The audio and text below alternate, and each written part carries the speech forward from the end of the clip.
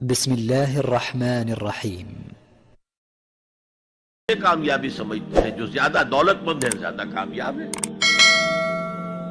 جس کی جائیداد زیادہ ہے زیادہ کامیاب ہے، جس کی تجارت بہت پھیلی ہوئی ہے زیادہ کامیاب ہے، جس کے پاس عہدہ بہت بڑا ہے زیادہ کامیاب ہے۔ یہی ہمارے کامیابی کی تصورات ہیں۔ ان تمام تصورات کی نفی ہے۔ کامیابی ان چیزوں سے متعلق ہے ہی نہیں۔ کامیابی تو ان چار چیزوں سے متعلق ہے: ایمان، عمل صالح، تواصی بالحق، تواصی بالصبر۔ یہ ہیں تو کامیابی ہے، یہ نہیں ہے تو کوئی کامیابی نہیں۔ آپ کو سلطنت عرضی مل جائے کوئی کامیابی نہیں، دنیا بھر کی نعمتیں مل جائے کوئی کامیابی نہیں، جب تک کہ یہ چار چیزیں موجود نہ ہوں: ایمان اور عمل صالح اور تواصی بالحق اور تواصی بالصبر۔ اور اگر یہ چار چیزیں حاصل ہوں تو چاہے کوئی آپ کو جانتا بھی نہ ہو، چاہے آپ کسی کٹیا میں رہتے ہو، کوئی محل نہ ہو آپ کے پاس، چاہے آپ کو روکھی سوکھی بھی مشکل سے ملتی ہو، آپ کامیاب ہیں۔ یہ ذہن میں رکھیے، معیار جب تک ہمارا یہ نہیں بنے گا ہم اسلام کے راستے پہ چل ہی نہیں سکتے۔ اس لیے کہ انسان جو بھاگ دوڑ کرتا ہے، جو سعی کرتا ہے، دن رات محنت کرتا ہے، راتوں کو سوچتا ہے، پلاننگ کرتا ہے، وہ کامیابی کے حصول کے لیے۔ اگر کامیابی کے یہ تصورات ہیں تو انہی کے لیے بھاگ دوڑ کرے، دنیا میں گم ہو جائے گا۔ جیسے اقبال نے کہا کہ کافر کی یہ پہچان کہ آفاق میں گم ہے، اور مومن کی یہ پہچان کہ گم اس میں ہے آفاق۔ یہ معیار ہے در حقیقت، جیسے کہ حضور نے فرمایا صلی اللہ علیہ وسلم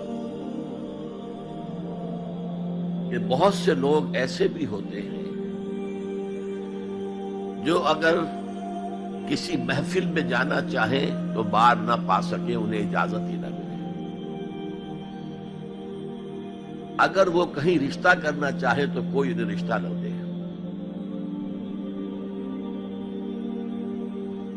لیکن اللہ کی نگاہ میں ان کا وہ مقام ہوتا ہے کہ اگر وہ بھولنے سے کسی بات پر قسم کھا لیں تب بھی اللہ ان کی قسم کی لاج رکھتا ہے۔ آپ سوچئے ابو ہریرہ کا کیا مقام تھا، ابو ذر کا کیا مقام تھا۔ حضور فرماتے ہیں صلی اللہ علیہ وسلم: من کان یسرہ ان ینظر الی زہد عیسیٰ فلینظر الی صاحب ابی ذر۔ جس شخص کو اس سے خوشی حاصل ہوتی ہو کہ حضرت عیسیٰ کا زہد اپنی آنکھوں سے دیکھے تو میرے اس ساتھی، میرے اس دوست ابو ذر کو دیکھ لے۔ یہ لوگ ہیں کامیاب ترین۔ حضرت علی کی جب شادی ہو رہی تھی حضرت فاطمہ سے رضی اللہ تعالی عنہما، ان کے پاس کوئی مکان نہیں تھا۔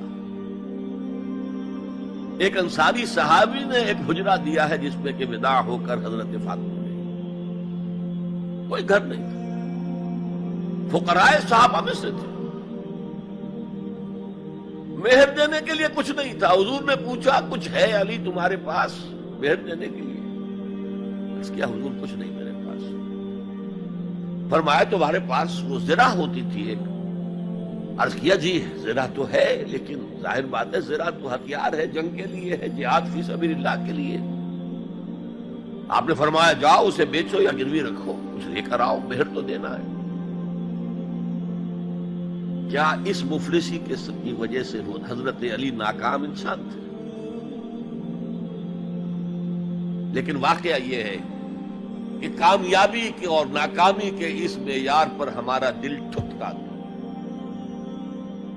دل ٹھک جائے تو کیا کہنے، زندگی میں انقلاب آ جائے۔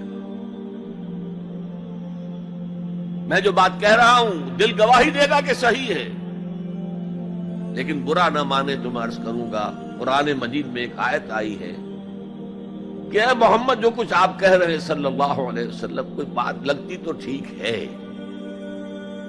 ان نظن الا ظنا وما نحن بمستيقنين۔ گمان سا تو ہوتا ہے جو آپ کہہ رہے ہیں ٹھیک ہے، میں یقین نہیں ہوتا، اور یقین جب تک نہیں ہوگا وہ آپ کی زندگی پر وہ اثر انداز نہیں ہو سکتا، وہ معیار۔ کہنے کو ہم کہتے ہیں ہمارا آخرت پر ایمان ہے، اور آخرت کی زندگی ابدی زندگی ہے، اور اصل زندگی آخرت کی زندگی ہے، وَإِنَّ دَارَ الْآخِرَةَ لَهِيَ الْحَيَوَانُ۔ لیکن ہماری بھاگ دوڑ، ہماری سعی و جہد، کہاں سے کہاں ہم جاتے ہیں اچھے کیریئرز کی تلاش میں۔ اور ایک ملک کے اندر بھی ادھر جاؤ ادھر جاؤ، ادھر جا کر کو تلاش کرو، ملک سے باہر بھی عرب ممالک میں جاؤ، یو اے ای میں جاؤ، امریکہ میں جاؤ، اور کتنی خبریں آتی، کتنے لوگ مرتے ہیں انلیگل امیگریشن کی وجہ سے، پورے پورے جہاز ڈوب جاتے ہیں انلیگل امیگریشن۔ کس چیز کی تلاش میں؟ کیا اللہ یہاں رازق نہیں ہے، رزق نہیں دے سکتا؟ لیکن یہ کامیابی کی زندگی جس میں چمک ہو دمک ہو، اقبال کہتے ہیں کہ خرد کو خیرہ کرتی ہے، عقل کو خیرہ کرتی ہے چمک تہذیب حاضر کی، یہ صناعی مگر جھوٹے نگوں کی ریزہ کاری ہے، یہ جھوٹے رزقوں کی ریزہ کاری ہے، کوئی اس کی حقیقت ہی نہیں۔ تو پہلی بات زمانے کی قسم ہے، تمام انسان خسارے میں ہے، یقیناً ہے، سوائے ان کے جو چار شرطیں پوری کریں، الا الذین آمنوا وعملوا الصالحات وتواصوا بالحق وتواصوا بالصبر۔ اب دوسری بات نوٹ کیجئے، یہ نجات کے منیمم تقاضے ہیں، کم سے کم تقاضا ہے، لازمی تقاضا ہے، اس کے بغیر وہ فوری نجات ممکن نہیں۔ اب تیسری چیز، اور یہ ہمارے تصورات کی بڑی نفی کر دینے والی شے ہے، یہ چاروں شرطیں لازم ہیں،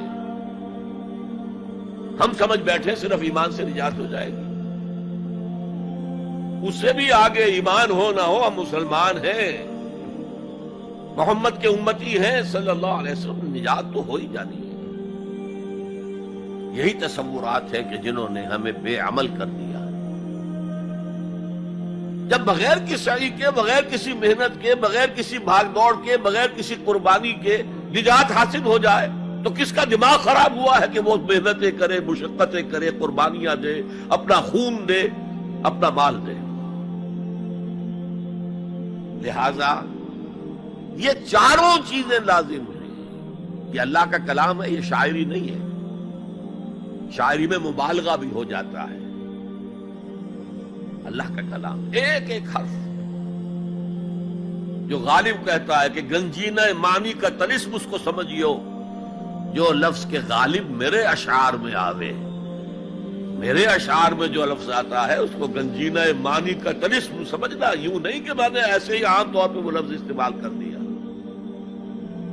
اب فارسی میں کہتا ہے زیرے ہر لفظ غالب چیدہ ہم میں خانہ ہے، میں نے غالب کے ایک ایک لفظ کے نیچے ایک میں خانہ پایا، علم کا میں خانہ، حکمت کا میں خانہ، فلسفے کا میں خانہ۔ تو یہ قرآن غالب نے تو تعلی کی ہے، لیکن یہ اللہ کا کلام ہے، یہاں ہر حرف لازم ہے۔